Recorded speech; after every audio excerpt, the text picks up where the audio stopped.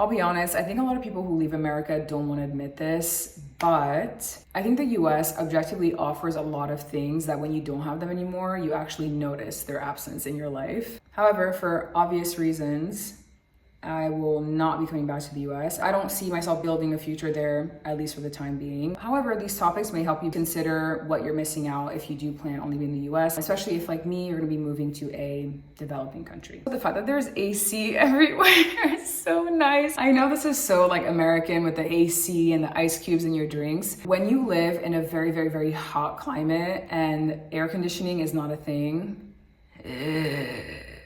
I feel like your heat rage gets so bad. You're constantly sweating. You don't always smell very good. Especially as women, like our hair sweats out, your makeup sweats off, and it's just grounds for irritability. Something that's really nice about the US, which I know this perpetuates a lot of the anxiety that Americans do feel, but there is a sense of urgency. And there is a sense of like punctuality as well. When something's supposed to happen at a certain hour, whether it's an appointment, a business meeting, something opening up, it happens at that hour. In a lot of places, it's just kind of like when people feel like it. People are late to their own weddings. I just attended an event where the movie was supposed to start at 7 p.m. It started at 8 p.m. and a lot of people started walking in at 9:15 p.m. while the movie was already running. The sense of timing is very just kind of like laid back. I should have said this in the beginning. I'm not judging either one. I'm just saying there's certain things that you kind of miss when you have them readily available. There's pretty quick turnaround on projects or on like business ventures. Generally, things move pretty fast. I would say that the bureaucracy in the US is actually relatively efficient, especially in terms of being able to do things online. I know you have to bring like the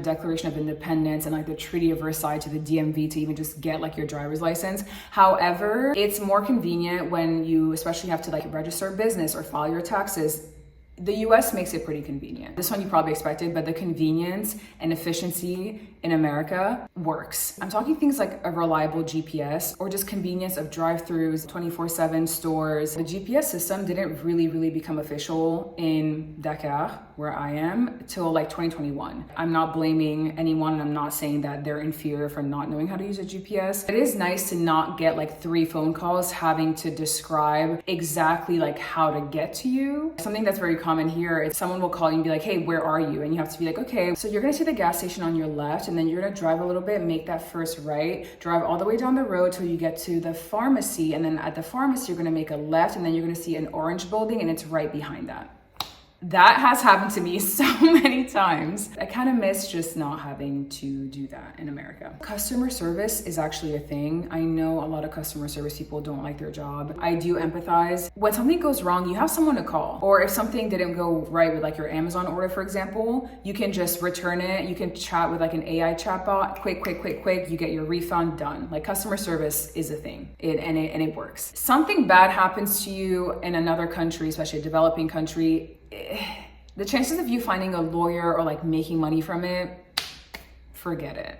Forget it. Americans love to sue and Americans will sue. I really kind of miss like digital tools as well, like things like ClassPass. It gives you so much freedom to try literally anything you want because there isn't kind of like this one-stop shop to being able to experience a lot of things. Everything is kind of separated and disconnected from each other. And there also isn't that variety. I know healthcare might surprise some people, but hear me out. If you have good healthcare, of course, you do have access to really good dentists, really good doctors, some of like the top best surgeons in the whole world in the US. I wouldn't be able to get my Invisalign done in a developing country or in many other countries that are not developing. I'm very grateful that I have no chronic illnesses or any diseases or anything like that because I would probably have to get flown out to another place in order to get that life-saving care. But I'm not going to go too much into it because I don't find that the US healthcare system actually benefits its people. We all know that. Most people cannot even afford to go to the doctor or are terrified of going to the doctor, so I'm not going to try to romanticize that at all, which I'm not romanticizing anything here. I'm just trying to be objective about the things that I miss. I'm actually very excited to go back to the US one day and spend a lot of time there to visit national parks.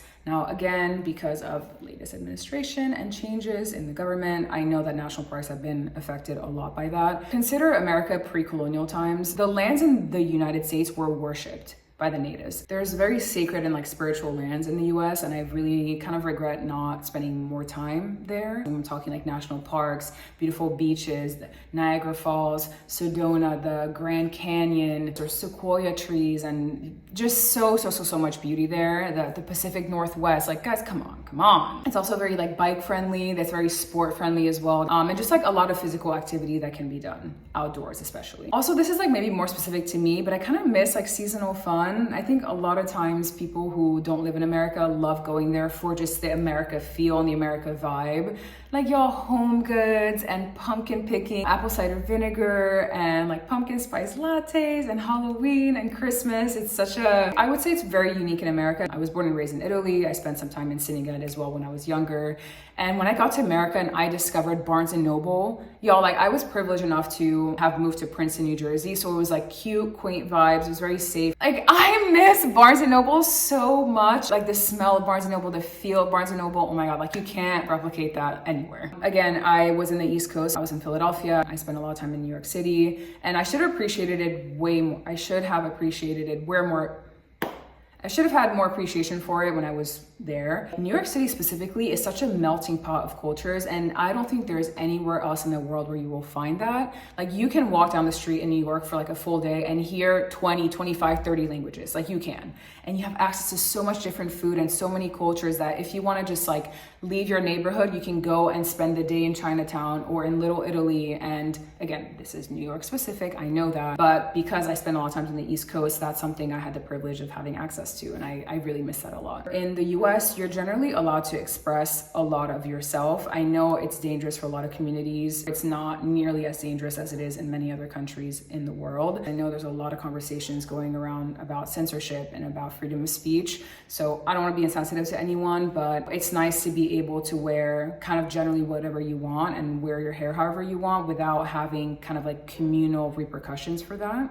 There is something for everybody. Like no matter what you're into, you're gonna find it. If you're into like, I don't know, Lord of the Rings or something, there's like so many Lord of the Rings conventions or like Lord of the Rings themed bars, and there's drag shows and there's like pie eating competitions and like beer drinking. I don't know, there's everything. America has everything. No matter how much of a weirdo you are, you're gonna find it. There's so many different groups that you can join depending on whatever you wanna support. There's so many like humanitarian or environmental groups that you can join. There's also a lot of volunteering that you can do, which is really great. Probably some other things that I've missed, but